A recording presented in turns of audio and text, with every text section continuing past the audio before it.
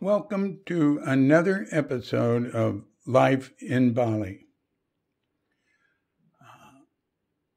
I'm DC Puba of Cuke Audio and Cuke Archives, and Life in Bali is our weekly diversion from all that silly Zen stuff.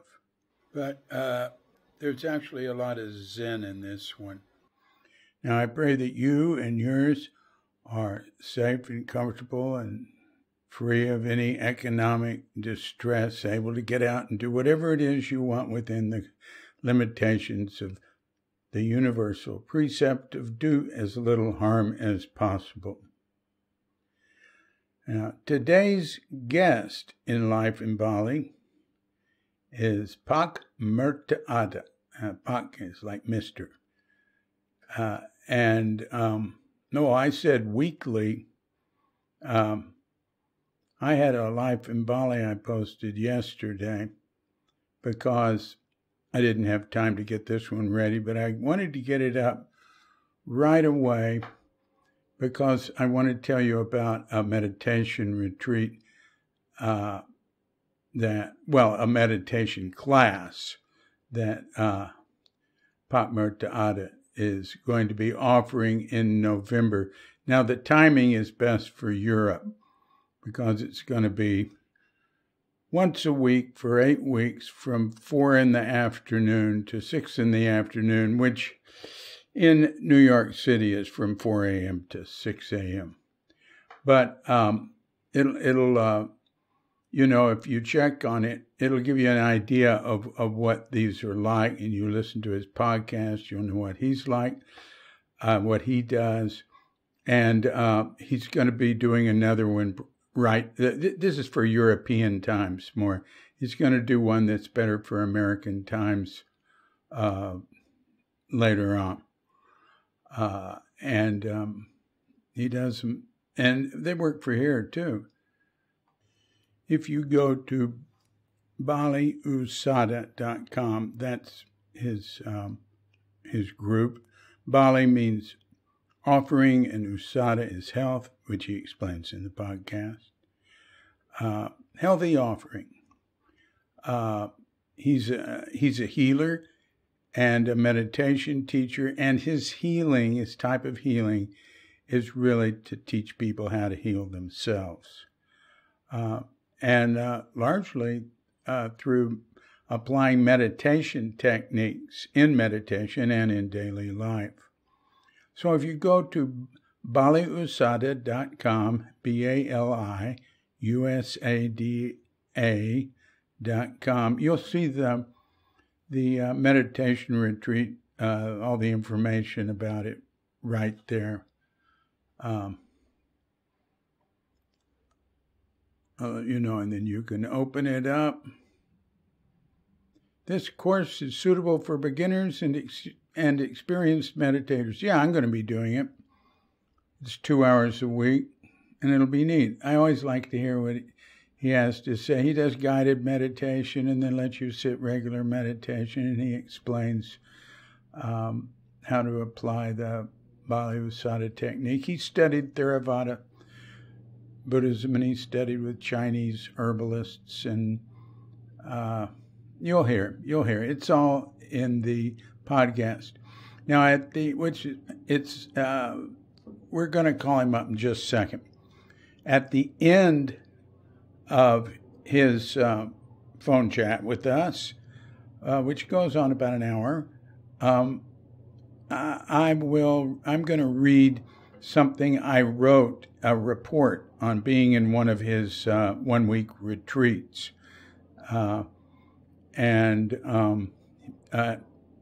He had it translated into Indonesian, so he could put it in Indonesian and English on his website, and he sent it out to. He's got students all over Indonesia. He's a Buddhist, but his retreats are non-sectarian. Believers of any faith, non-believers, doesn't matter. Okay, so let's give a call to Pak Merta Ada.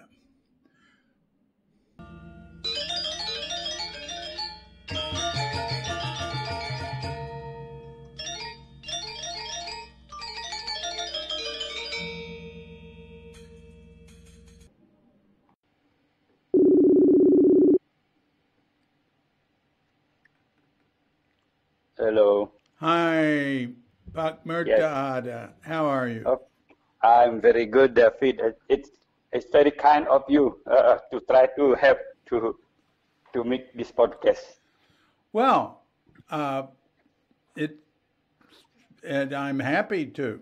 I'm always happy to talk to you. Good. Why don't we start with you telling us what Bali Usada is and who you are? Okay. I start with Bali Usada. I'm in Bali. People call me Pak Merta Ada. Pak Merta Ada means Mr. Merta Ada. Uh, they call me Pak Merta Ada because I'm a meditation teacher and a healer, a holistic healer in Bali. In Bali, from many, many years, more than 2,500 years ago, we have a tradition of healing, but in a very simple way. From the old book in Bali, used to be when people get problem in their life, in physical problem, in mental problem, the healer in Bali will check them with their feeling. And after that, they will try to find the herb, and they check this herb is hot or cold or neutral, and try to heal people through this technique. This is a very old technique. Mm. Mm. After that, about 1,500 years ago or 2,000, the culture of India coming to Indonesia. It means also come to Bali. And we start get the knowledge from Hindu culture, how to solve people problem in their body and also in their mental. And they start introduce us the technique of healing. And we found the book now in the what we call Lontar, many, and still we have them in Bali. At that time, 500 years after that, the culture from India bring also Buddhism come to Bali, and so the between Hindu and Buddha mix, and in Bali we have this culture of healing. And we are very lucky because about 1,000 years ago, when the kingdom in Indonesia, also in Bali, has a very good relationship with China. A lot of royal family married with a girl from China. And the girl from royal family, also from China, brought their doctor, their healer, to Indonesia, to Bali, and all of them, this healer from China, teaching us how to healing with the technique from China. So we have this mixed culture in Bali for many years, and I born around all this culture. So I learned from my great-grandfather how to heal through the what you call through Chinese way, and I learned a lot from many teacher in Bali, how to make meditation, how to do a kind of mantra, to do healing people. This is when I was young, just for interest, not as my profession. But I learned this a lot around me until 1992. I was in New York. I was in New York. I saw a very big what you call like a kind of exhibition. I was in New York. I was doing exhibition for my clothing company because I export a garment to all over the world. I'm a businessman from Bali, export to Australia, to America, to Europe. I was in New York.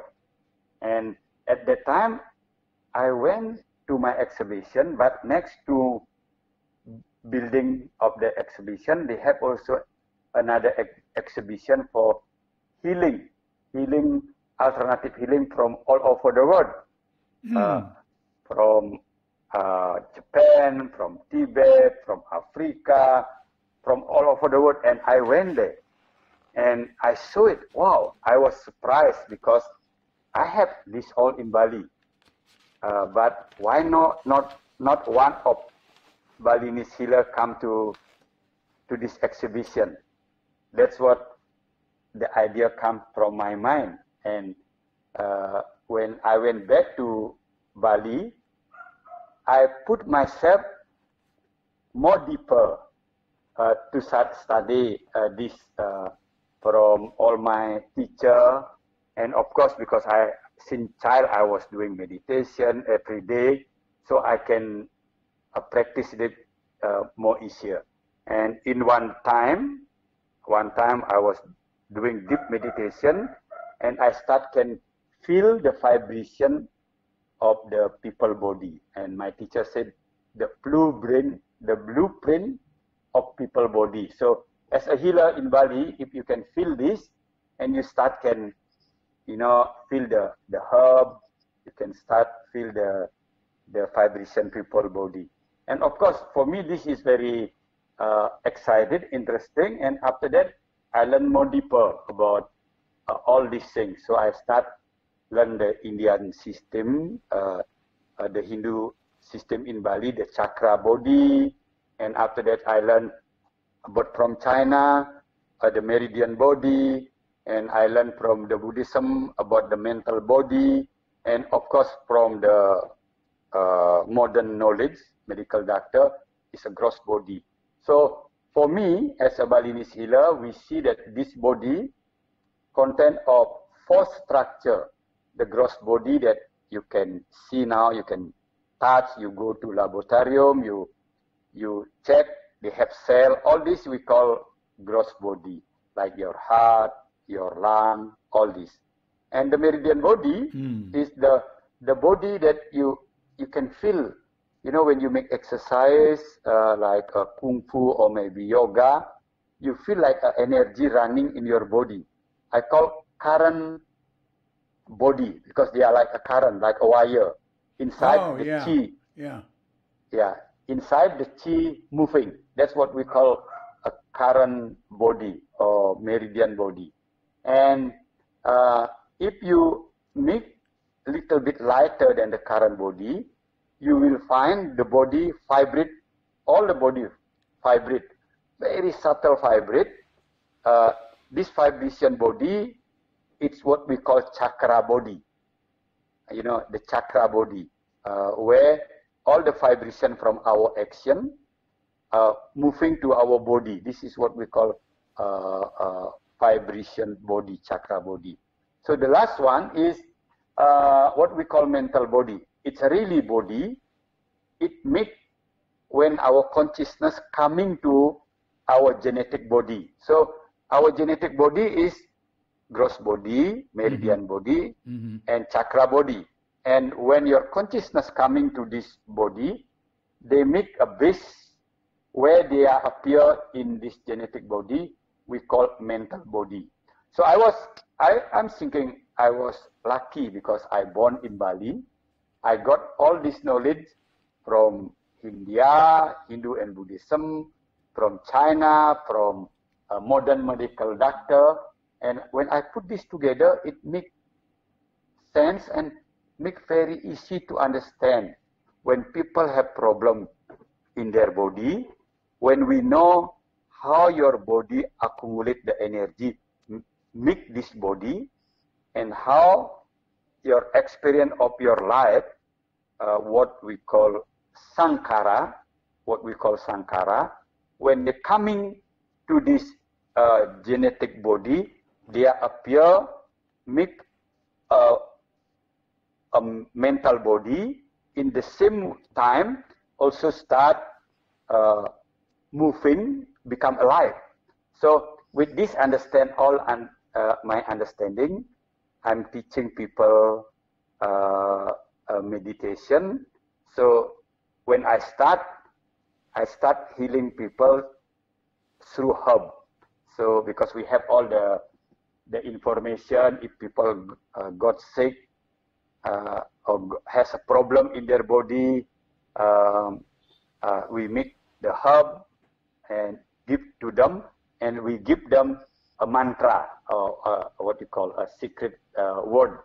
So the herb will go directly to the organ where we have the problem.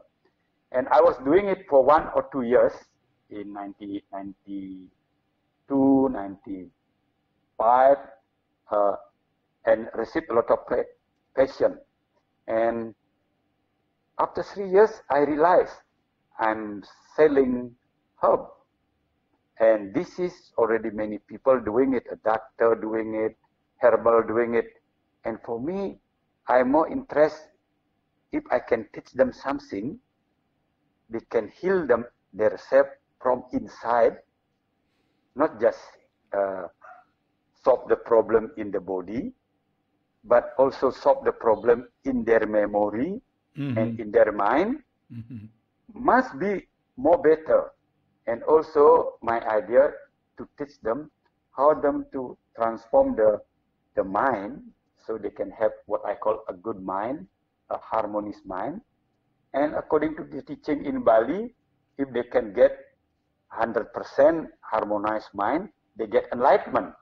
So I start make accumulation of all my knowledge, and I make what I call Bali Usada meditation. You know, Bali Usada meditation. Bali, it means offering, offer. Bali is offer. Usada is healthiness. Healthiness, that means healthy for body, healthy for the mind. So Bali Usada meditation, so offering healthiness from meditation from Bali. So this is a little bit about myself. So I have been practice now this meditation and become a healer about 30 years. And we've been doing very good because it helping a lot of people in Bali, in Indonesia, of course, a lot of my friends also from another country. So this is about Bali Usada and a little bit about myself there. You have a meditation program coming up. What's it called? Well, I have a program in Bali Usada. We have 2 different ways to teach meditation. Yeah. What number 1 we call Usada regular. That means people come to my center for every week. After 8 weeks, they can do the meditation.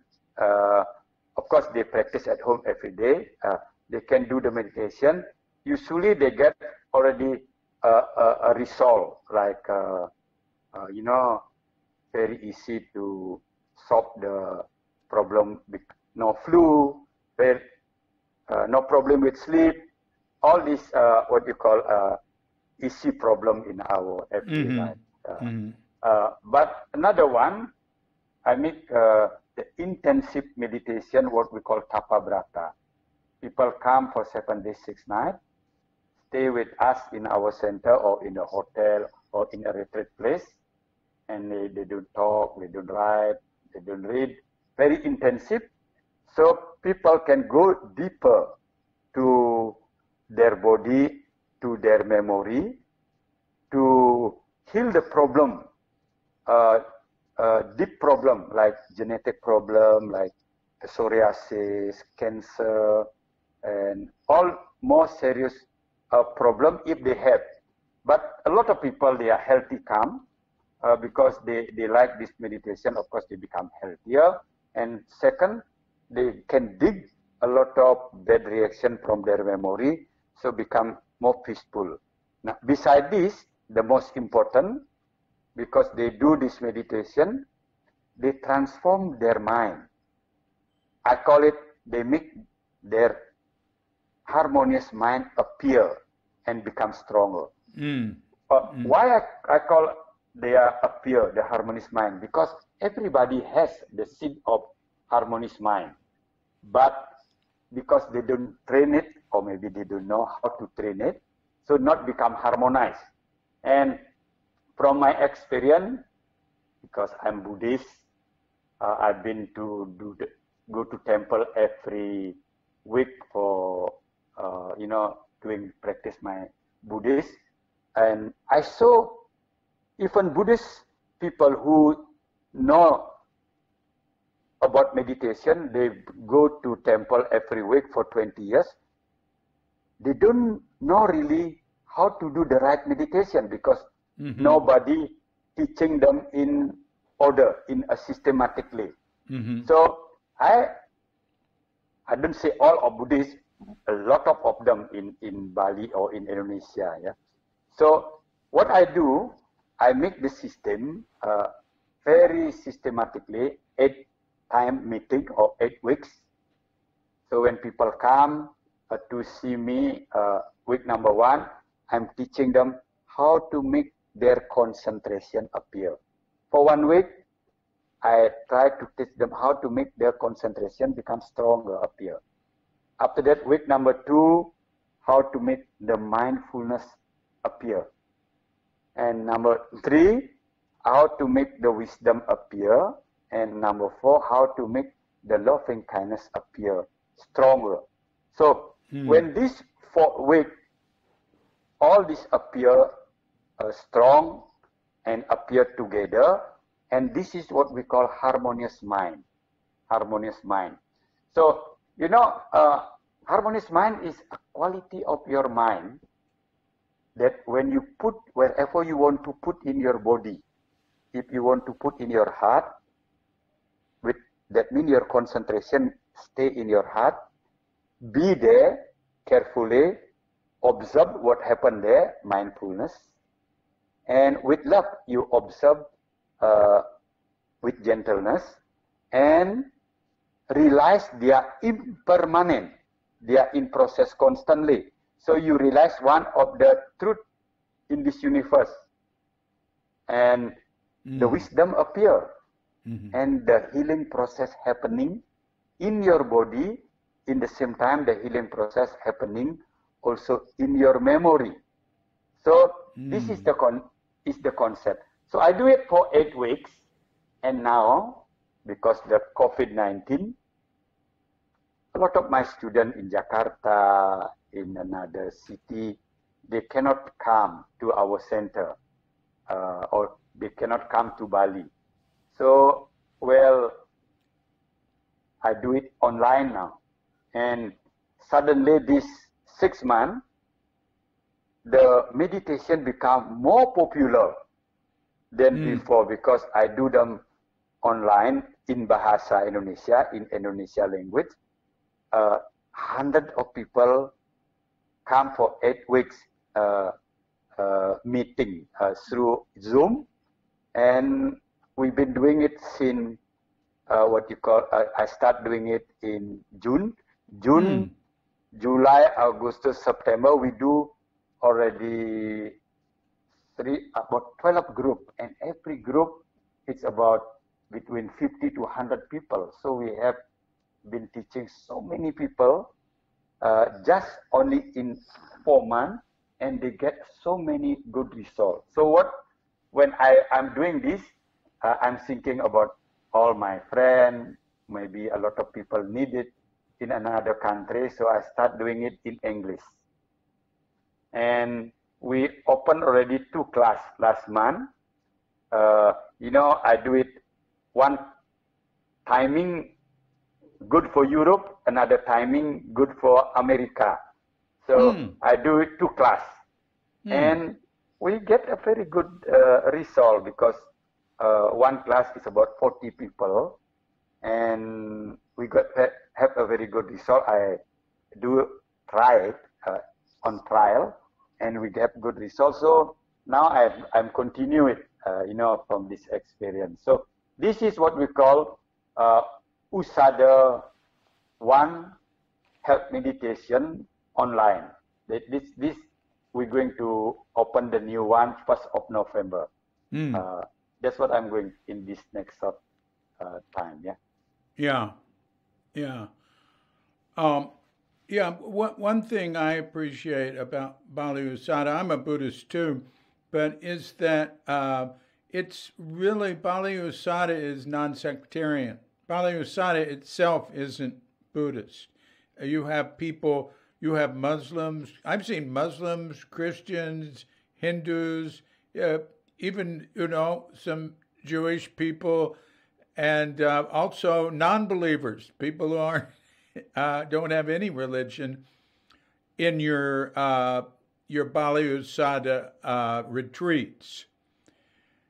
And I really enjoy your retreats a lot. Your training was in Theravadan Buddhism, and you studied with the great Bhante Giri, who founded the Brahma Vihara Rama Buddhist temple here. And that, can you tell us a little about your training with Bhante Giri? Well, of course, I can tell you a lot about him because besides, yes, I'm very close, also one of the close person with him, but I have so much special experience. Bhante Giri is I think, if I can say, one of the most respect a person in Indonesia that time, between all the religion. We have 5 religion, we have organization of these 5 religion, and he was the head of this 5 of religion. If people has misunderstanding each other, always come to Bhante Giri, and he will solve it in a nice way. And well, my personal experience with him, I can give you one example. When we was young, when I was young that time, I think that time I'm about 30, less than 30. I go to see him many times in Jakarta. He was the head of this religion, and I can feel this all experience when I was accompany him in his place. People coming, he's so soft. And when I was younger, when I was younger, I visit him to study meditation and learn Buddhism. I can give you an example in Brahma Vihara, our temple, and we have a very nice yard, and he was sitting under umbrella near the building, and we are 200 or 300 people on open air, sitting, listening. He give a talk, and if he give us a talk, he has so strong charisma, and he start in Bahasa Indonesia when he said saudara-saudara, and when he said all people, all friends coming here, saudara-saudara, and we just quiet, nobody talk. And when he start talking about how to get enlightenment, the step of the way, 16 way in Buddhism, step number 1, step number 2. We listening it, and very quiet. The rain come down, we still sitting, we don't move. He has so much charisma. And at that time, we don't have all this easy to get the knowledge of Buddhism in Bali. And he get all this knowledge from his teacher from Myanmar. So he's teaching us in a very peaceful way. This is about Bante Giri. Of course, I learned a lot with him.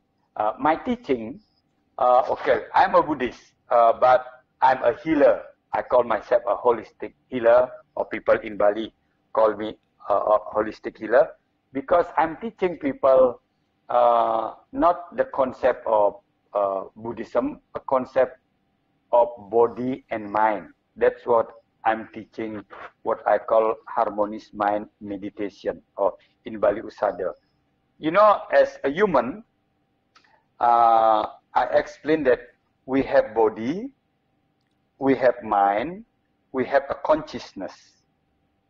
This consciousness, some people call maybe Atman, or maybe Roh in Indonesia, or we call kesadaran, or we call consciousness. So the consciousness can be appear in a different way according how they believe in their religion. God give them consciousness, they call Atman, maybe from the accumulation of Sankara energy before appear become consciousness. So when this consciousness coming to the human life, they make their own body, they make their own mind to process whatever accumulation they bring in this human life. So if this consciousness, maybe they go to another frequency, what we call angel, they will have body of angel, mind of angel. So for me, I'm teaching people, talking about how to make your body healthy, how to purify your mind when you are as a human.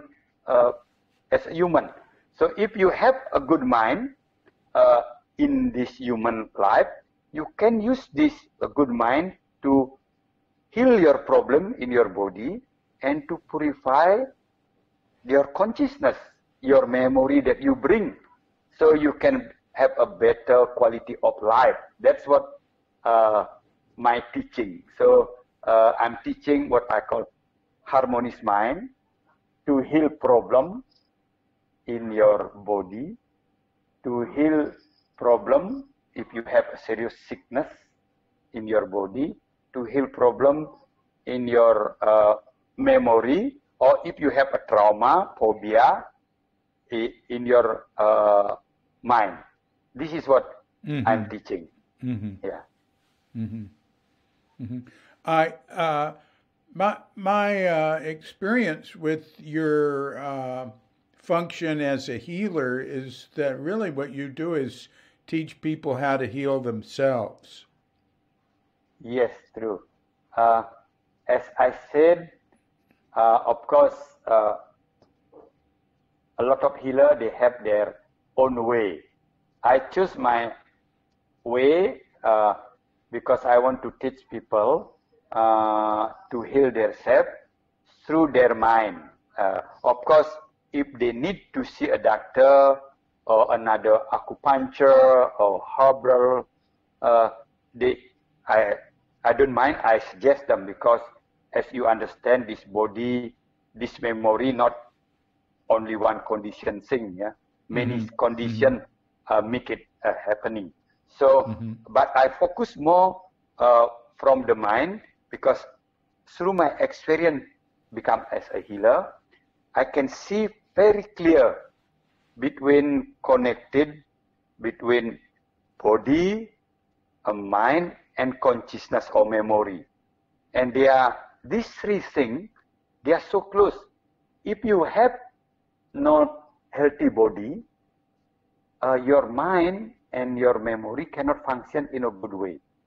So, say, if in your body, the cell in your brain cannot produce endorphin, dopamine, cannot produce all the good chemical in our body, our mind and our memory to become calm so difficult. And you can see, many people has what they call OCD or, panic attack. They need help first from the doctor to get this endorphin, dopamine. When they feel they have this chemical in their body, and slowly they can, fix the mind and the memory. So the body is very important. But as you know, if you have a bad mind, weak mind and bad memory, if you have this, slowly it changes your body. Because if you have a lot of anger, a lot of worry, a lot of agitation, too much adrenaline or too much cortisol in your body, and slowly your body not good, have a problem. In the same time, back again to your mind, have a problem. So I can see this between the body, mind, memory, they are related in all way. I'm talking about chemical, the endorphin, dopamine, but in the same with the cell, every cell in the body. When people have problem with like a cancer, the cell in the body, I call they are wild. They are wild. They supposed growing in a good way, in order, but now they are wild, become a tumor or cancer. But why they wild? They wild because the energy come from outside, maybe virus, maybe from the food, maybe the environment, changing their movement, become wild. With the mind, if you have a strong mind, good harmonious mind, you can observe this cell and try to help them to let go the wild energy that make this cell in a bad way. Of course, if you find a good medicine, with the good food that can make calm the wild energy more stronger. So, but the other way, the part of our mind, it can help very strong, because a lot of the wild cell, like cancer, autoimmune, all this, it not come from outside, it come from inside. Many people has a stress, have bad trauma, it change their cell, become sickness or problem in their body. So if you do with your harmonious mind, all this sickness or problem that come from your mind, you heal it more easier. Then you go to see a medical doctor. But again, like I said, you have that's what my choice. But I always suggest people, if they still need to see a doctor, because the doctor can help them from outside. So this is what I'm doing. So I try to teach them a technique with work with with modern technique of healing. Work together. I call a holistic healing. Yeah, many a sickness that they cannot explain, like psoriasis, autoimmune, all this kind of problem. It's more easier to heal through the mind. But of course, if you have problem with antibiotic, something wrong with your body, you need operation, you need from outside, from a doctor to do it. So if we work together, this is give the best healing. I give you another one example from my own experience for 30 years become this healer. People get a lot of problem with virus. When you have a very weak virus like flu virus, when your body start healthy, the immune system good, maybe the virus only flu only 3 days, 7 days stay in your body. You get recover, yeah. And Mm-hmm. a lot of my students, when they learn with me meditation, very rare to get virus. Me, myself, I remember now already 30 years I never got flu, because this virus is so weak. If they coming to your body, with your mind, you go inside your body and observe your body part by part and make it warm, your body, and the virus gone. So this is a flu virus. And I found a lot of virus hepatitis B. People got hepatitis B and they come to meditation, they got healed. When I say got healed, after they do the meditation 3 months, they check in laboratorium and no virus anymore. And some people with hepatitis C, more strong, they already get a kind of cirrhosis, a cancer in the liver. And the doctor sent to see me and told them, look, see Mr. Merta Ada, learn meditation so you don't get stressed, you can live longer. Because if you stress, get cirrhosis, immune system go down quicker, you know, your life shorter. But if you're doing meditation, you are no stress, you can live longer. But for me, yes, that's true. But for me, more important, with your harmonious mind, you can go to your liver. You can make dormant the hepatitis C. So it doesn't bite, make problem again with your liver. And you can live longer, really longer. And not only for another 1 year, but normal for another 12 years. And I got this a lot of experience with virus hepatitis C. And another one with HIV. Now, right now, I look after people with HIV already 20 years, still alive. Because they do diligently doing the meditation part by part.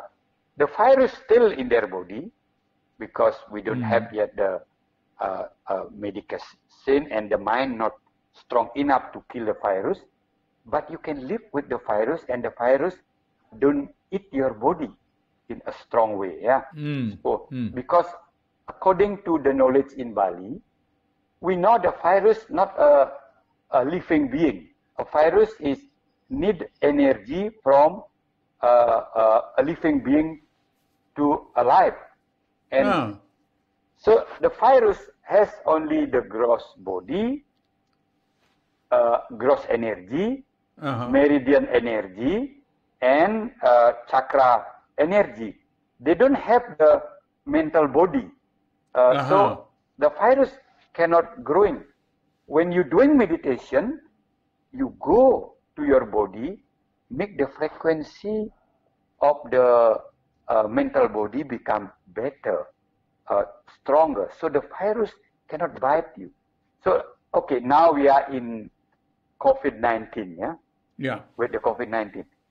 Some of my students got this virus, COVID virus, and they have to get at quarantine, and they're doing the meditation with mindfulness and wisdom inside their body. I have to say this, inside their body. So what happened? They can survive in a good way. They don't get hurt, they don't die, but they still have to go through the process. Maybe they get sick, but they're alive. I mean, right now I'm talking with you. Many of my students right now in Jakarta got virus. They report to me, Mr. Merta Ada, I'm so lucky learn this meditation. I was 3 weeks in quarantine. They check me negative, they check me positive. I have problem, but I continue my meditation like you told me, that mindfulness and wisdom inside your cell. Make the cell in your body can survive stronger to face virus from outside. So this is what I'm doing now. So I feel so good that with this meditation we can help a lot of people, to make their immune system stronger. Hopefully they can look after their life in a good way. So this is my experience with virus right now. Yeah. Wow, that's really interesting. Interesting, David, because why I call it very interesting with this virus. I don't say that this meditation can cure people from COVID-19. No, but what I know exactly, we can be equanimous, make our immune system stronger. This is number one. Yeah. We can be, with this, my understanding, we can be in every cell in our body, because we go to part of our body and experience the impermanent, the anicca, in that part of the body. So make the cell in that body become clever, we educate them, so they become a good cell, strong cell, to face the enemy from outside. This is very interesting. Yeah, that's very good. You're now, one thing that's very interesting about your story, which I heard a great deal of, is how you seem to have, been born to be the meditation teacher and healing teacher that you are. Because wherever your parents lived, it was right next door to either a Chinese herbalist or a meditation teacher. And you had polio as a young boy, so you couldn't go out and play with all the kids a lot. So you started studying from a very young age and hanging out with these people, right? Well, since I was a baby, I got a polio. At that time, in 1957, they don't have the vaccine of polio. So since I was 1 year, my parents tried to visit 100 of a healer in Bali to heal my problem with polio. And you can imagine, when you are a child, you have all this experience to one healer, to another healer. But my parents don't mean that I will become a healer like now. No. Yeah. But that experience, I mean, like, if I can call the destiny, I learn it in a different way. So when my parents already give up, because they know that they cannot heal this polio, and after that I start survive myself and study in school, and next to my house a Balinese healer, and I saw him how to heal people. And after that, my parents moved to city Denpasar. Next to my house, a Chinese healer. That's great. Yeah, and teaching me. I saw him teaching people kung fu, and because I cannot walk, I cannot play kung fu because my polio. I accompany him to make consultation when he is doing consultation with the sick problem people, has problem. And I hear what he said. I study because I got the polio next to him, sitting, cannot learn kung fu from him. So this is also the way. And interesting you asked me this. I remember when I was a child, I went to school from my house with a shortcut way to my school. We have to cross a river. If we go around, take us 1 hour. But if we cross the river, only take 15 minutes. And all my friends can cross that river in 1 minute, because both of them, their leg is strong. They just run across the river with slippery stone inside the water. I cannot I couldn't do it because only one leg, another leg very weak. So I need 10 minutes to cross that river with mindful. Left, after that I move. Left, after that I move. I've been doing it for 6 years.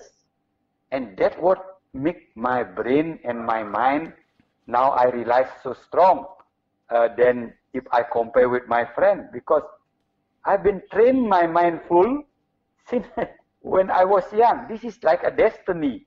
The nature teaching me in a different way. Yeah? And after that, of course, I meet a few healers when I study in high school. When I become more spiritual, I'm learning meditation. And all this knowledge I got until a few things condition, like I went to New York, like I told, I have the inspiration to become a healer. When I went back from New York, I start study deeper, and I met a few friends, got sick that I want to help. All this together make me become a healer and a spiritual meditation teacher. Yeah, this is what my experience. This is a very interesting to tell in a detailed way. Yeah.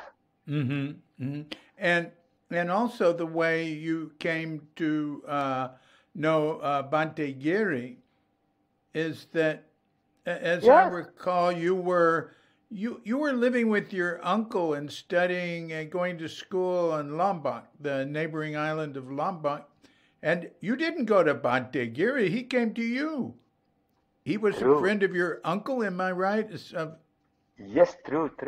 I remember that time he came to give a talk, a lecture in my uncle's temple. So like 100 of people there. That is 1971. That time, I think right. I'm in 1971. That time, I was about 13 or 14. Yeah, I was in studying.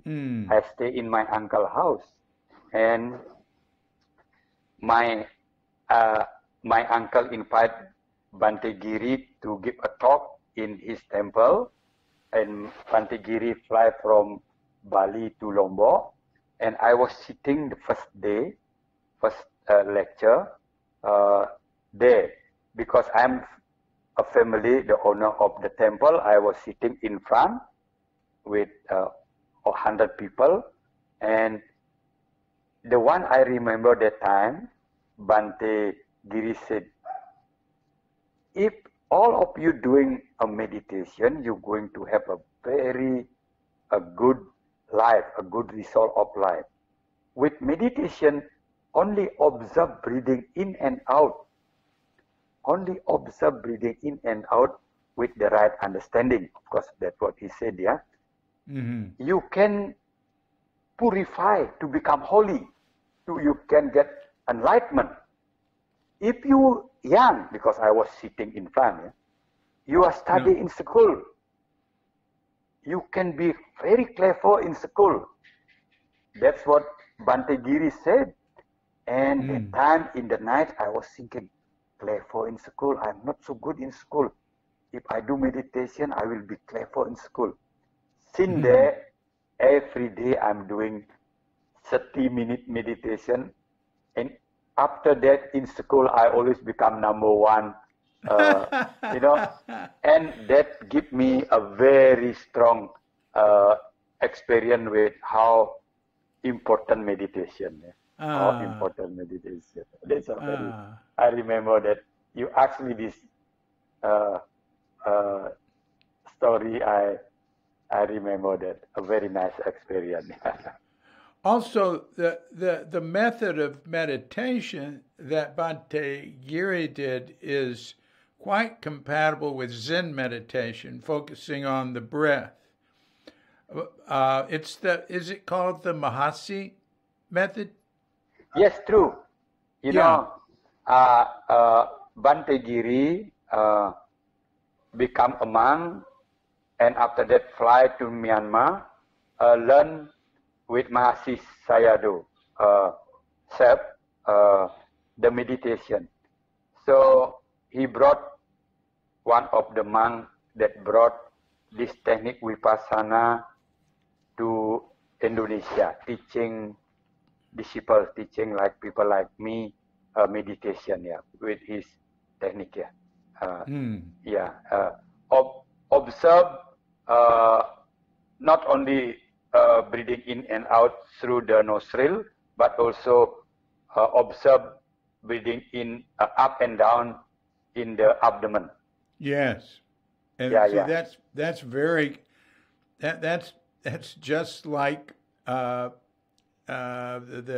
Japanese and Chinese Zen Buddhist meditation. It's quite compatible with it. It's and so that was 1971. You heard that talk. I believe it was 1973. He founded Brahma Vihara Rama. Am I right? I think around that time, he was teaching in another place, and after that he moved to Brahma Vihara and start make Brahma Vihara. Now, one thing I remember about the founding of that temple is that the Dalai Lama came. Yes, true. It was a big deal. I think Dalai Lama came 1 or 2 years after the temple built. Oh. Because I remember that time. I was still very young. I heard a story from my cousin, So it's quite, it's quite long time ago that, Dalai Lama came. Dalai Lama came. There's another aspect to your teaching is, and maybe it only applies in person, and I don't think it matters, in terms of your meditation class, but is the way that you can scan people, and the way this evolved, the way you came to realize that you had psychic abilities, which you haven't mentioned at all, and that you could see you could see in people where they had a problem, or how did that evolve? When did you first notice that? Well, it's I think if I can analyze it now, I think I bring it already in my body and in my memory, but through my destiny, it appear step by step, because I was with my teacher when I was child with the Chinese the Kung Fu master, when he explained to people how healing, and for me I start very interested with healing, and after that I do a lot of meditation, and one day I feel so peaceful, and automatically with my intuition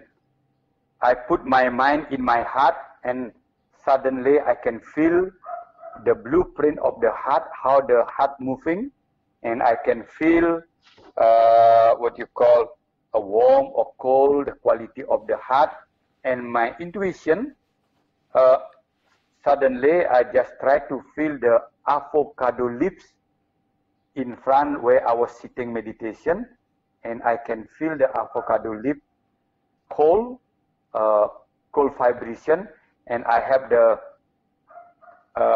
understanding, if people have tension in their heart because hot or anger, the avocado leaf will be good to make a tea. And and I realized it, and after that I go to market in Bali, buy a lot of, flavor herb. In Bali, they cook spicy. They have different spicy. I go to the market and I check, this ginger good for muscle. I just feel it with my hand. This turmeric is good for stomach, and I just check and I become a healer.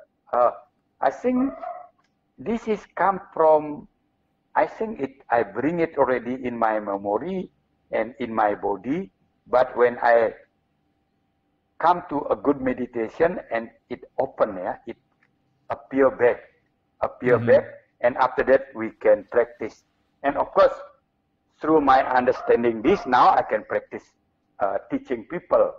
I'm teaching them how to feel the body part by part now in a gross way in Usada 1. And in Usada 2, I'm teaching people go detail, gross body, meridian body, chakra body, mental body. And I hope in Usada 3, I'm teaching them to get one-pointedness so they can become like me. They can, if they want to feel the ginger, where it works in their body, they can do. I mean, in my logic, everybody can do it, just if they want to do it or no. I mean, if they have time to do it, or maybe they interest to do it. And this is, you can explain, because our body and our mind, if you practice them, they are work together very close in a good way. You can use for many different things, yeah. And, anyway, just because I know that you really in spiritual way also like me. Many people, they practice, they make their mind to become better quality.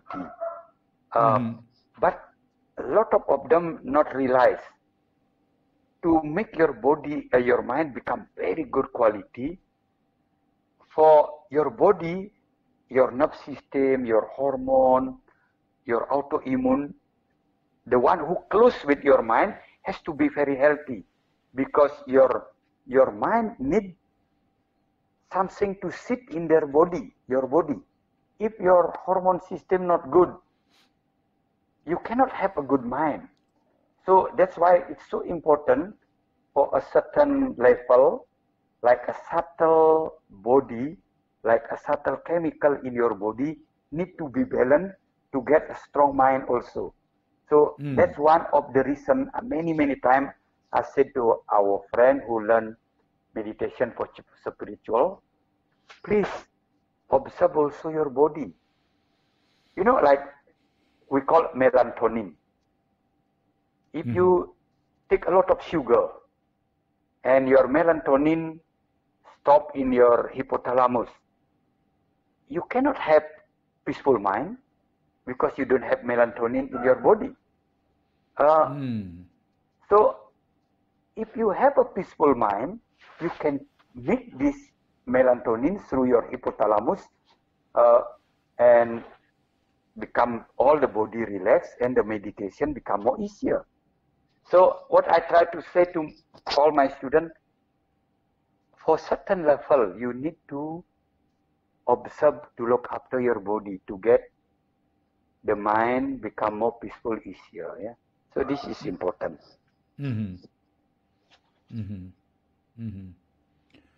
Wow, that is well said. Well said.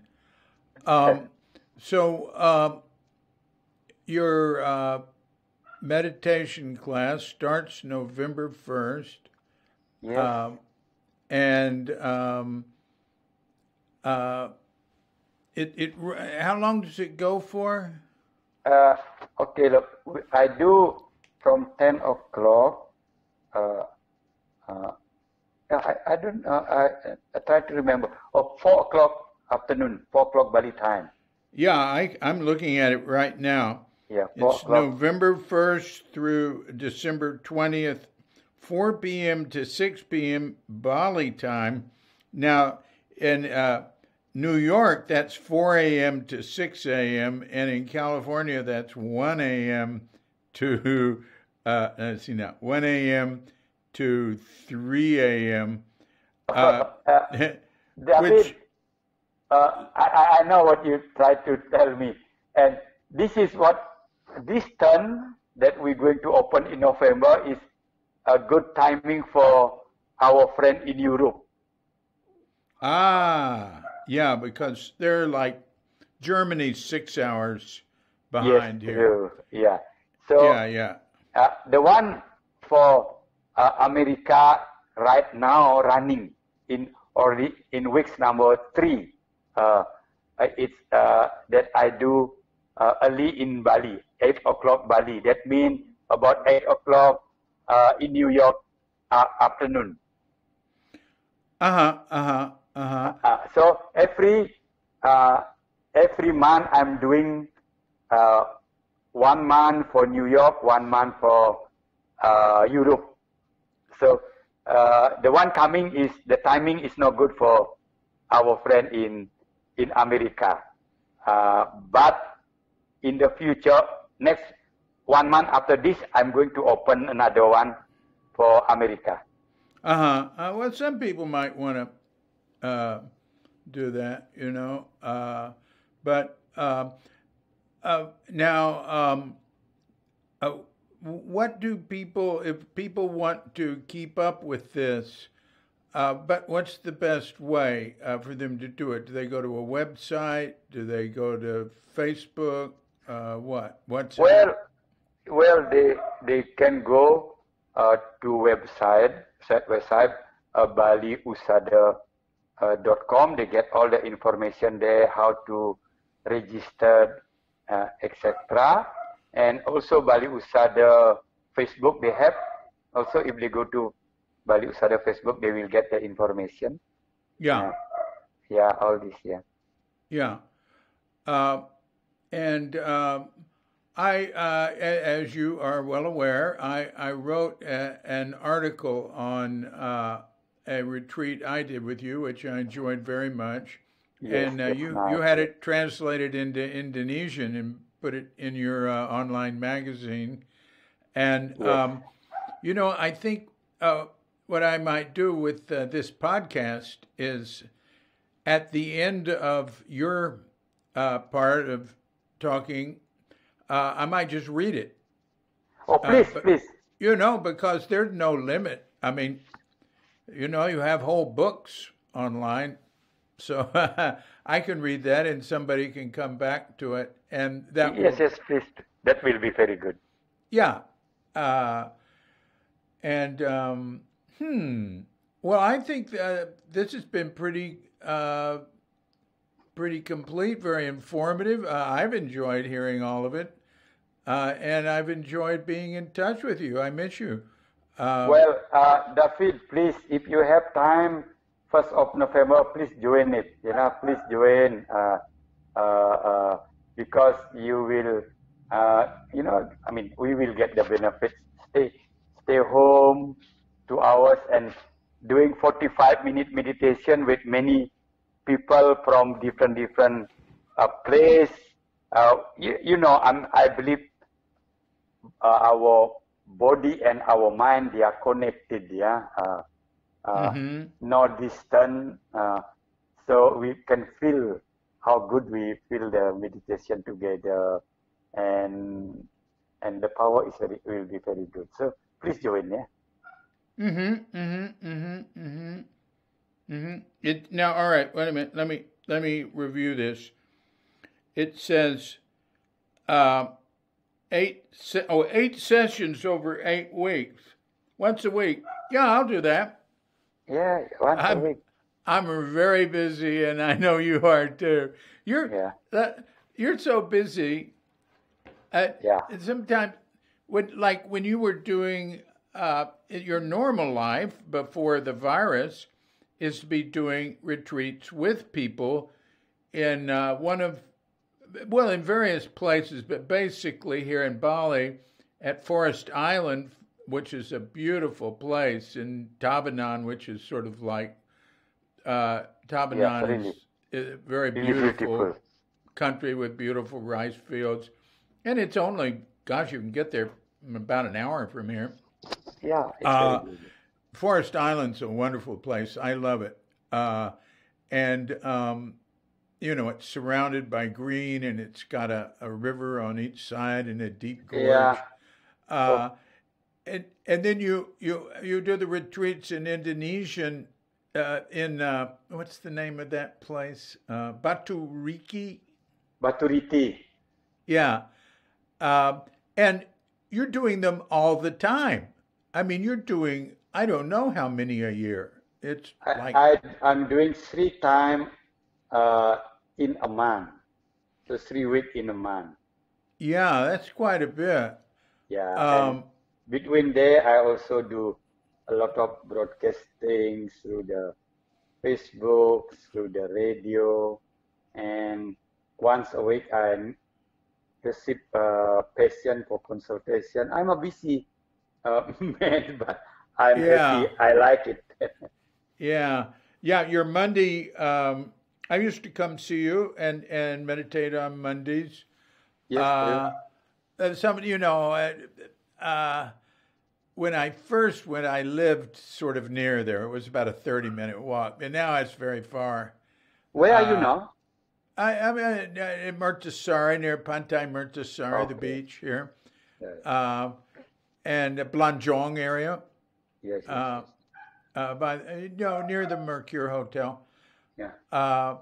But then people will come and consult with you on Monday afternoons. Is there anything you're doing now like that, or are you just not doing consultations now? What's happening with that?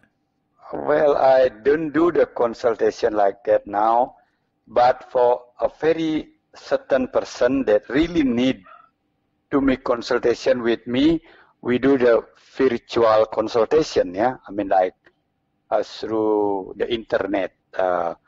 But I do very rare. I mean like only 4 people in a week. Very important case, like some of my students. I mean like they really need me to see me. They have very strong like problem. Okay, I am still doing it through the virtual consultation, like through the internet. Yeah. Yeah. Can you scan people when you're not with them? Well, the mind, it's unexplainable. Yeah. Clear. But look, I'm talking with you now, right now. It automatically already, I have the contact, and if I observe my mind, and my mind will know already, okay, this can be happen with this person, can be happen that person. I'm not sure how it works. We can call them intuition, but from my experience, most of my students say it's right. So for me, I always will say to them, look, according what I feel, this is what happened with you, but please do carefully. Don't need to trust them 100% just for information. But what is your sickness, the problem? And they explain to me with my knowledge, with my experience. I can give them herb, what they need. I can give them what you call suggestion, what to do. Yeah. But the intuition mind, it still work. It still work. But this is very difficult to explain. Yeah. Well, one thing I appreciate about you is you're sort of gentle in explaining, and you don't make extreme promises, and you don't overly promote yourself or what you're doing. It's very comfortable. People feel comfortable with you, and there's what I'd say is it's not culty. You understand what I mean? What I mean? It's not culty at all. Yeah, not at all, because I want I want people feel comfortable, and they also have the explanation. If they have to be what you call doubt a little bit, and with that they are carefully, will be good for them and good for me. You know, I mean, like, because we are this life. I mean, this life is so complicated. We don't know everything in detail. You know, it can be sometimes not clear. So I'm very open with this. Yeah, I'm very open with this. Yeah. Well, you teach with humility, and that's really good. Okay. Yeah, I appreciate that. Well, I think I should let you go have dinner. Yes, true. And hey, well, what's your dog's name? What mean? What's your dog's name? Oh, I have 4 dogs. I have Molly, Mochi, Brown, White. So I have 4 dogs with me. Yeah. Well, they've joined us some, but you know, my podcast, the ones I put up Thursday, it's called Life in Bali. So what could be more like Bali than have some dogs sometimes in the background? Yeah. Okay. So they can feel this is come from Bali. Very good. Yeah. Well, they're keeping the evil spirits away. Yes, true. Like guardian deities. Yeah, the guardian of our house. Yeah, well, please give my love to your wife, and thank you very much.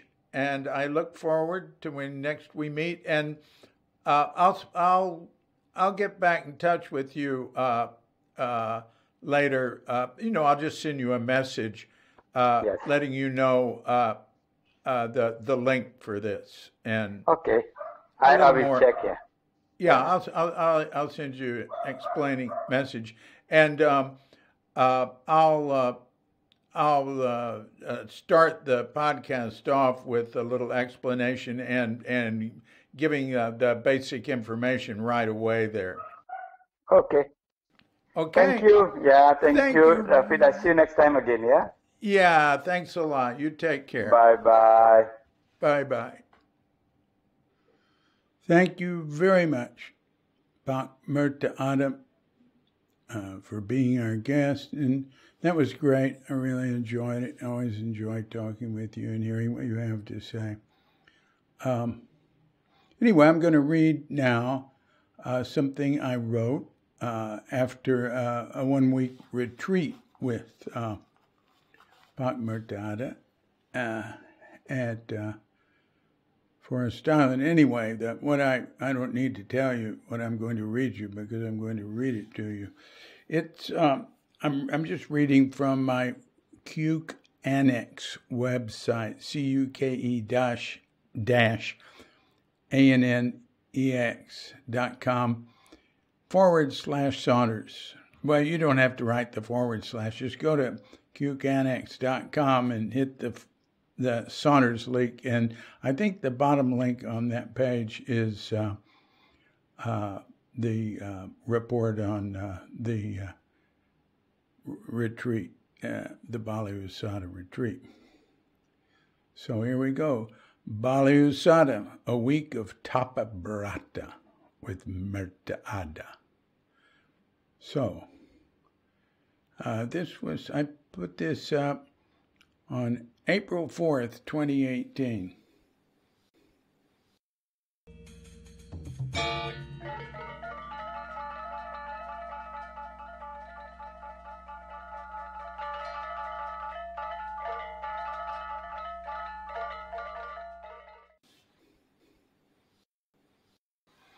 March 25th through the 31st, I attended a meditation retreat at Bali Usada's Forest Island in scenic Tabanan, Bali.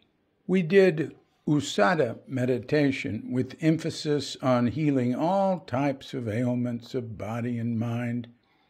Healing is big in Bali, and I've noticed meditation and healing tend to go together here in general. Usada means healing. I've done Vipassana retreats led by Myanmar monks at Brahma Vihara Arama, a temple up north near Lavina and Singaraja. This year, friends Chris, owner of the nearby Power of Now yoga studio, and Bhikkhu Moneya, a Myanmar-trained monk from the States, urged me to go to Forest Island for a change, especially to hear founding teacher Merta Ada's talks. Chris would attend, but Moneya, who usually lives there, or used to live there back then, had some visa business to attend to. He made it, though. I remember him there. Maybe he wasn't there right at first. I live in Sanur and went at times to the Bali Usada's Sanur Center Monday evening meditation. It was nice to get out and sit with about 20 others for a change. I'd never been to a sitting with audio-video before, all Indonesian, which was mainly too hard for me to follow.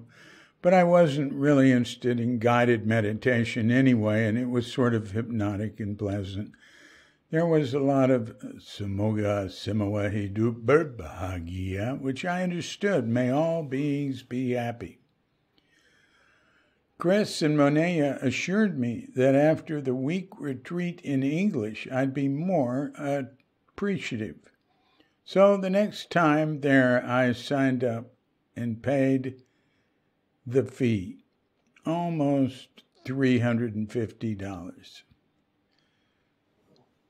One nice perk was that they provide transportation. 8 of us left in a long passenger van at 2 p.m. Sunday. An hour and 20 minutes of narrow, busy Bali roads later, we turned onto a lane more narrow. Had to back out to let an oncoming car exit. Then straight ahead through an open gate, down a steep brick incline, cross a bridge over a jungled creek way below, then back up again into Forest Island, surrounded by walls of lush greenery, thus the forest part of the name, and almost an island, being on a pie-shaped piece of property where 2 deep-set creeks meet. I looked around. Attractive, simple wooden buildings, trees, lawn, paths, walked around. Not a large place. At the other end, a few brick home-like buildings with porches. I was surprised when Moneya greeted me. Here we are.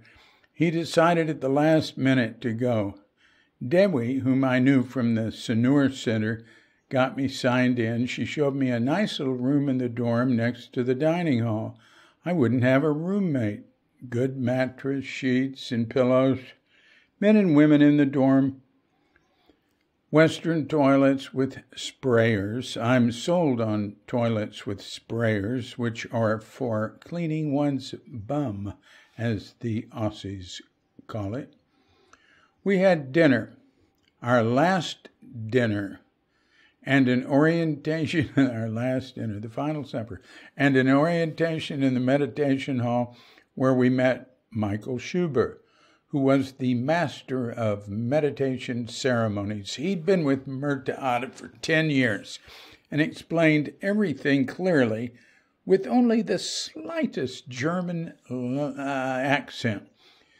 We turned in our phones and valuables and began the noble silence. That's what they call it, the noble silence. No talking, reading, writing, smoking, or alcohol.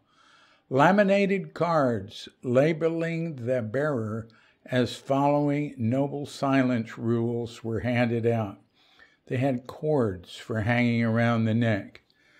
I didn't because I was already wearing a raksu, bib-like garment signifying ordination, a miniature of Buddha's robe, and I can't put anything on top of a raksu. Under the raksu was a gray linen kimono I just had made for the occasion. Also had what's left of my head hair cut even shorter. We watched an introductory video with Merta Ada and learned the few guidelines for the meditation hall. In addition to the aforementioned Noble Silence rules, while in the meditation hall, we were not to lean on anything or lie down. If you have some special need, then talk to Michael. Not to eat or drink. If you have to drink some water, then leave the hall to do so. Not to make distracting sounds. Coughing is okay, unless you get on long jags, then better to go sit elsewhere. Try to sit without moving. If you get into involuntary, distracting movements, then better to sit elsewhere. Important not to stick your feet out in front of you with the bottoms exposed. That's a general rule for a lot of Asia. Continue all medication except painkillers which can interfere with meditation. Usada meditation focuses on healing and dealing with pain. Special emphasis was put on not discontinuing medications for mental problems like schizophrenia and bipolar disorder. Every sitting period was introduced first by Michael, who might also answer a question written on a pad outside to be handed to him by Swaradika, who was always around taking care of details like hitting 3 bells for wake-up repeatedly, 1 for meals, and 2 to go to the meditation hall. The length of the sittings was listed as 45 minutes, but often they'd run to an hour or so because of the introductions and teachings beforehand. There were gentle physical exercises rooted in the origins of Shaolin martial arts and Indonesian dance. There was no walking meditation per se, but between meditation periods, 15-minute breaks in which people could do anything they wanted.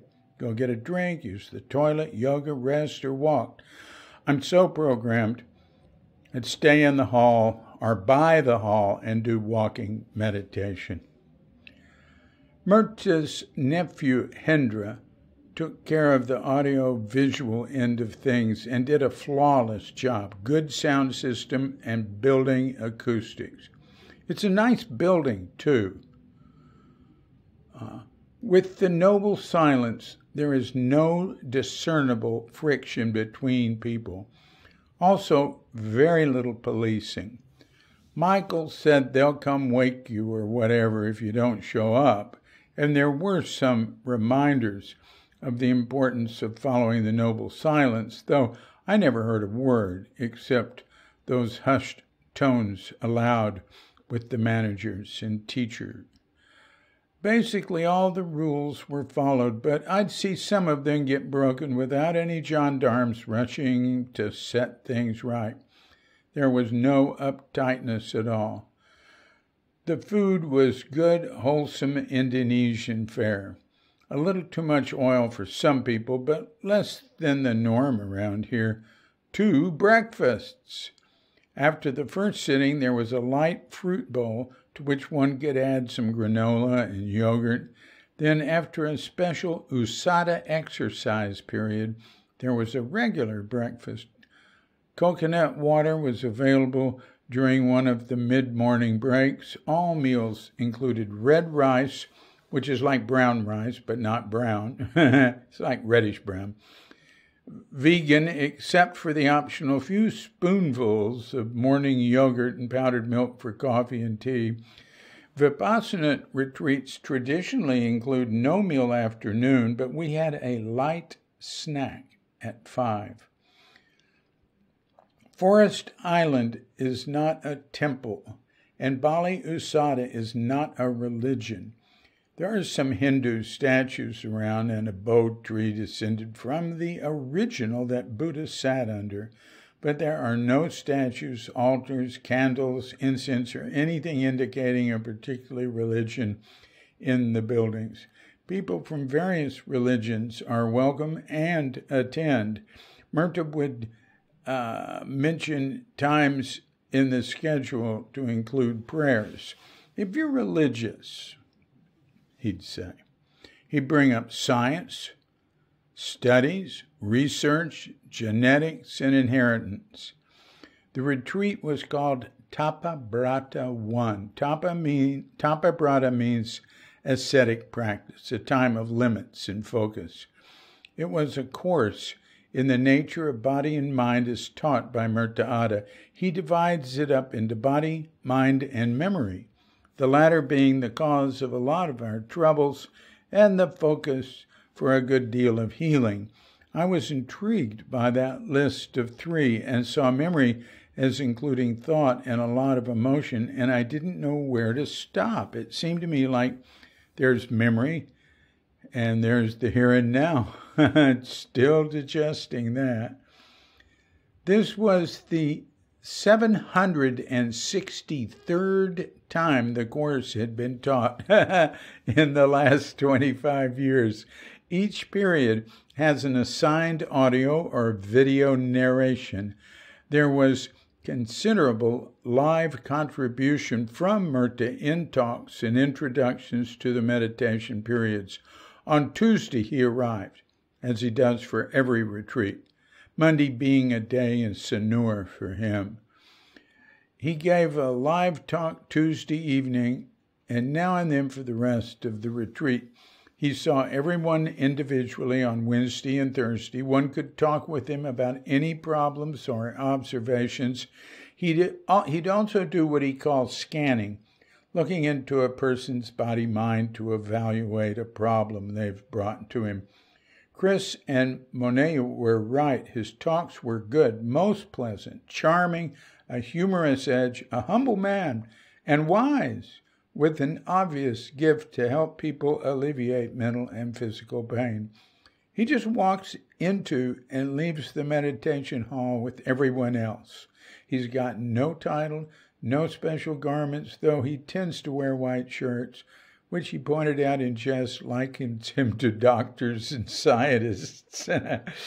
His talks were full of examples and stories, a lot of healing stories. His English is good and very easy to understand, which is not always true with non-native speakers or even native speakers. He makes grammatical errors a little, but not the sort that interfere with comprehension. Always the right word or a word that conveys the meaning, but not necessarily in the right form. I only remember him using one word wrong in the week, and he did it on the 15 years old video and live to us, using apologize to mean forgive. Usada meditation is traditional. Following the breath, going in and out of the nostrils without any attempt to change it. Just watch. I'm used to following the breath with concentration on the abdomen, both in Zazen, Zen meditation, and in the Theravada Mahasi method.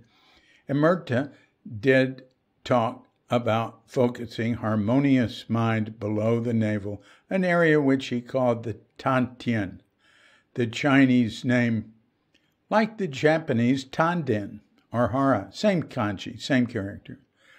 I'm used to thinking of it as the center of gravity of the body, but I found it didn't make any difference, as if the nose, abdomen, and breath were all in the same place. After meditation, while still sitting, there's a brief exercise rotating the hands on the left, then the right, then in the middle. Merta says he modeled that sequence after what he'd observed of traditional dance all over Indonesia. He said, they're joyous, so be joyous when you do it. He said, they're joyous, so you be joyous when you do it.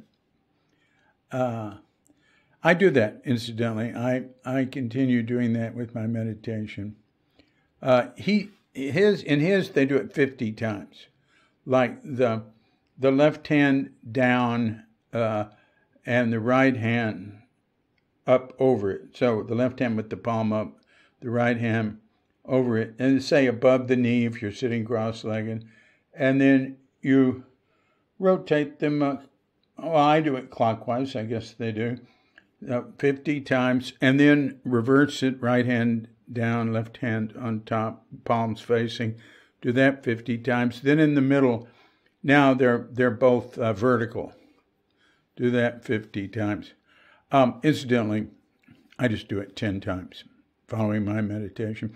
But I incorporate a number of things from his exercises. And I've got the CDs for it, or maybe they're DVDs, yeah. And I've got them in Indonesian and English. Merta describes, all right, that was all an aside from me, right? Merta describes 4 bodies. The gross body, which most think of as the body. Meridian body, Chinese medicine, pulses, acupuncture points. Chakra body, from India, 7 focal points from crown to base. And mental body. What he calls healers includes those who read pulses and prescribed herbs, but it also includes those who scan the body as he does. To me, it seemed he scanned the body, mind, memory. He also dispenses herbal distillates, but that hardly came up at the retreat, and he does not discourage people from seeing doctors. And no, not at all. Merta's last talk was about his life and how he came to found Bali Usada. He was born in 1957. Oh my God, he's just practically a baby. In a Chinese Buddhist family, and contracted polio as a child, which greatly affected his ability to walk and do sports.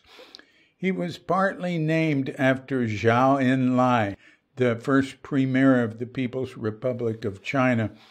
He made a brief reference to the persecution of communists, read Chinese, in Bali happening when his family moved from a small village to Denpasar in 1965, but gave no indication of how deadly it was, especially in Bali. No matter where he lived, there was always a great healer next door whom he attached to and learned from. I felt like he was born with a gift that attracted them to each other. When one of them told him to become a healer, he needed to when one of them told him that to become a healer, he needed to sit still for an hour a day, he thought they were joking. Then by chance, he met Bhante Giri, but here I have the full name written, Bhante Giri Rahito Mattatera, the great Vipassana guru who visited with Merta Ada's uncle on the neighboring island of Lombok, where Merta lived for 3 years. He started meditating and went from the worst student to the best. Oh yeah, he, like in his podcast, he says he started meditating because he thought it would make him a better student, and it did. Merta's family went from humble means to wealth due to a dress his mother embroidered for an Australian friend of his big sister. A family garment industry resulted. His brother's tragic death years later led Merta to deepen his relationship with Bhante Giri and understanding of Buddhism. Yeah, I just want to say how the family garment business started. It became very big. Like it says, his mother made a dress as a gift for a friend of his sister's, an Australian friend. she had to make it, but they couldn't afford anything else. And then, like, I don't know, sometime later, months later or whatever, a guy comes to Indonesia looking for the woman who made this dress, and he didn't know where to go. I mean, he had some indication, obviously, but it was just through a coincidence that somebody said, oh, I know who makes those dresses. It's, Merta's sister or whatever, Actually, he wasn't, his name, Merta Ada, is not his birth name. Anyway, it was through that. And then the guy meets with, finally, through a miracle, really a coincidence, meets the mother and the family. And he says, oh, great, can you make more of this? She says, yes, and she's got one old sewing machine. He says, great, can we have 250? Or he wants 250 a month or whatever. And so all of a sudden, they've got to come up with all these sewing machines, and she's got to hire sewers. And, she's just getting friends and finding sewing machines where they can and everything. They get enough money, startup money from him to do it, and it just grew from there. So, all right, end of that aside. When he began to see into people and get readings on their maladies, he started testing it out on employees and giving them herbs to deal with their conditions. He must have learned a lot about herbal medicine growing up around those healers, but it seemed from what he said that he didn't rely on that, but would match the vibration he perceived of the herb with that of the malady of the employee to determine what to give them. It all was working quite well after a time.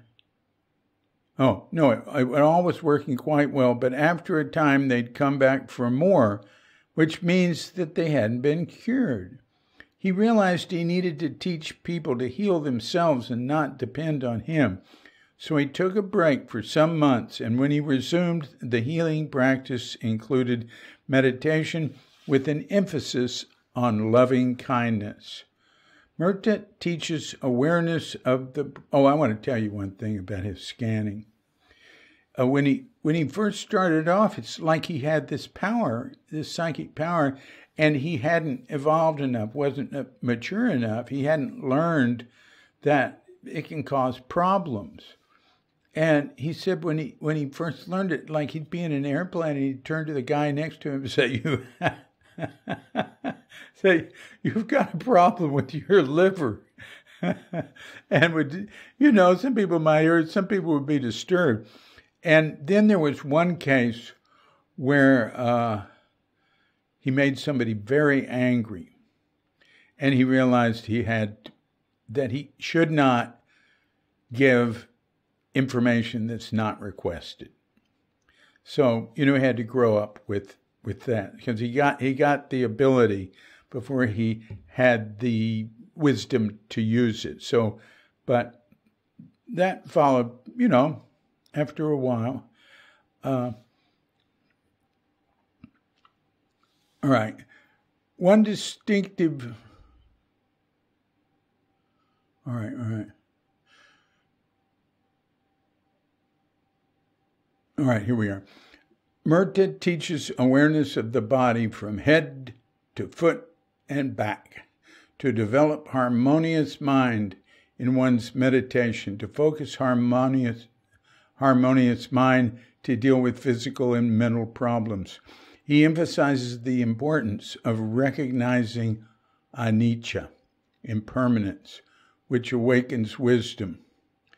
There was no chanting or ceremony at the retreat, except he'd end the periods with "May all beings be happy" 3 times, and about midway through the week, that would follow his lyrical recitation about anicca, in Pali, I think. He tended not to call anicca impermanence, though. Rather, he used in process. Everything is always changing, in process. He has a positive approach in general, and I saw his emphasis of everything being in process as emblematic, a positive way to express the negative impermanence. He encouraged us to bring this practice into daily life as much as we could, saying we could meditate for 5 minutes or 1 minute when the opportunity arose. He suggested at least 30 minutes of meditation daily, later 40, an hour, even better. Another time he said twice a day would be good and a retreat once a year, all very much like what my Buddhist teachers have advised. One distinctive feature of the retreat was that the noble silence ended on Friday before lunch, so that we had a full day for transition. We could talk with each other, and Merta and Michael, and write and make phone calls. Merta had us break the silence in the meditation hall before Friday lunch by going around and introducing ourselves. There were 11 males and 15 females. 4 or 5 of the men were from France. There were some Indonesians, Germans, Australians, a couple of Canadians, English, a Russian woman. Monea and I were the only Yanks. After that, the meditation hall was to remain the one place for noble silence. The next day, the schedule started off the same, but after breakfast, there was a sitting around the bow tree, followed by photos. As a transitional gesture, I'd stopped wearing my robe, but Merta had me go put it back on for the photos. I was relieved because during meditation, Hindra had been going around taking photos, and I was going, oh heck, I should be in my robes for this, for the group photo. Monea was on one side of Merta and I on the other, and afterwards people took turns having photos taken with us there, and then just with Monea and me. I felt like Michael should be in it indeed, that I'd been mistaken for someone else, but we both enjoyed it. Decades of hard practice finally had paid off in our brief moment of fame. Another thing, when he came and took my picture, I was sort of moving around, so it didn't get me sitting up straight. And I always think, I want to redo that picture because I'm sort of hunched over. But anyway, too bad. That's one reality. The final event was sharing. Merta encouraged people to do so and said if we could think of nothing to say, we could sing a song. 6 of us had raised our hands that we'd share something for 10 minutes. A guy from Sumatra started off by saying he had a great fear of speaking in public and then had all of us laughing for 10 minutes of stand-up comedy filled with references to snakes, lizards, and ants. A woman from Germany said she'd had chronic lower back pain for a couple of decades and had done everything she could think of to fix it. Doctors, chiropractors, yoga healers. She said that for the first time, for the last 3 days, it had gone away. Now she said she'd continue using what she'd learned from Merta and hoped it would not return. I said that I'd grown up around a teaching much like Merta's. My father was my first spiritual teacher. He said that mind was God and that matter didn't exist. We had a practitioner who taught us how to heal ourselves. My mother told me that in the height of the polio epidemic, when kids were dying from it, that I'd come down with all the symptoms and ran a high fever. They called the practitioner, and everyone did mental work to see me as perfect and healthy. I got well quickly, which was an enormous relief to her and to all. Of course, we don't know what that was, and she only mentioned it to me once. I call the New Thought Christianity of my early years mind only. All illness comes from erring thought or some mental emotional cause. I appreciated Merta's broad approach to the cause of our mental and physical problems, which can be from genetics, food, or anything consumed, including air, temperature, memory, action, and vibrations generated by other beings or non-beings. Whatever the cause, Merta believes we can alleviate the condition through focusing, harmonious mind, loving kindness meditation, and seeing all as in process. His emphasis wasn't on blindly believing, but on applying the methods he taught and seeing how it works. He'd mentioned karma, reincarnation, or some other way of seeing things, and then add that it doesn't matter if you believe that or not. That also is much like my great teacher, Shunryu Suzuki. I don't relish speaking to a group, but I'm not shy and can do it. Something happened to me, though, when I sat down on the dais in front of the group, and I attribute it to this culminating experience in the transition. In other retreats I've done, when they're over, we either keep going on a reduced schedule or go back to our usual lives. But there I was, listening to my comrades and now addressing them, and Merta Ada sitting amongst them. I felt gratitude and appreciation for the effort each had made. Then a charge of energy came up through my body, which caused me to shake. I waited briefly to let it subside, but it didn't. So I thought, well, I better start talking. I wasn't overwhelmed by emotion, but I could hardly hold the mic, and my voice was shaky. I went on for about 10 minutes, which Michael said I ended on perfectly. Oh, yeah, we were given 10 minutes. Yeah, interesting. Monea wondered if I was going to recover. During the first evening in the meditation hall, 2 fireflies danced in the air in front. They are friends of theirs, returned a few times during the week to lighten the atmosphere.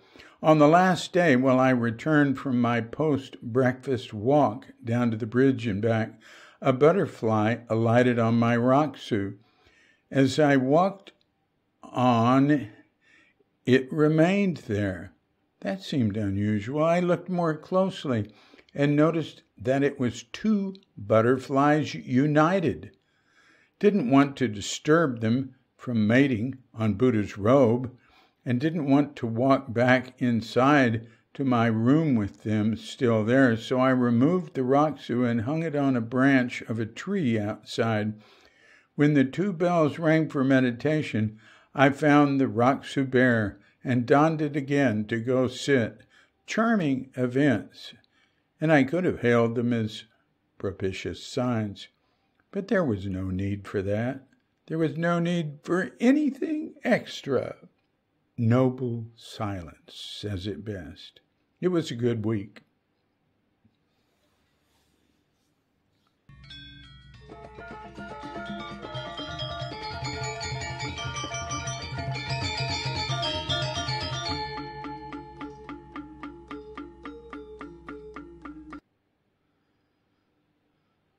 Okay, so this has been a Cuke Audio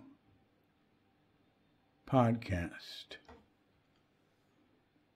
Another episode of Life in Bali.